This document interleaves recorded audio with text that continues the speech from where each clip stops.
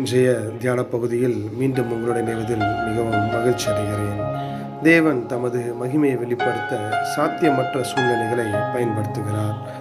சாத்தியமற்ற சூழ்நிலைகள் பெரும்பாலும் கடவுளின் மகத்துவத்தை வெளிப்படுத்துவதற்கு ஒரு பாலமாக காணப்படுகின்றது. எந்த மனிதனும் கர்த்தருக்கு முன்பாக தன்னை உயர்த்தாதபடிக்கு சாத்தியமற்ற நிகழ்வுகளில் தேவன் வல்லமையாய் செயல்படுகிறார்.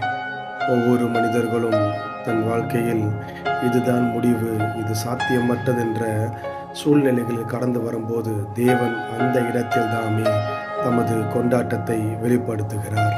சாத்தியமற்றதான சூழ்நிலைகளில் தேவன் தமது பிள்ளைகளை விடுவிக்கும் போது அவர்கள் மகிழ்ந்து களி கூறுகிறார்கள்.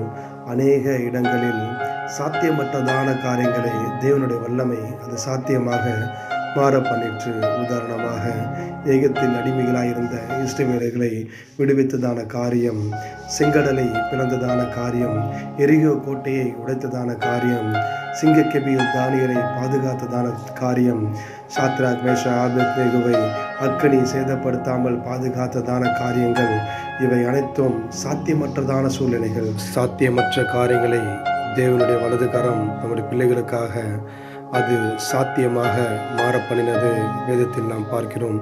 இன்று உங்கள் வாழ்க்கையிலும் என்னுடைய வாழ்க்கையிலும் இப்படிப்பட்ட சவால்கள், சாத்தியமற்ற சூழ்நிலைகள் எதுவாக இருந்தாலும் கர்த்தருடைய ஆணி பாய்ந்த கரம், அவருடைய வல்லமையுள்ள வலது கரம் நமக்காக அது சாத்தியமாக மாற பண்ணும் என்று வேதம் நமக்கு கட்டளையிடுகிறது. ஆமேன். God bless you.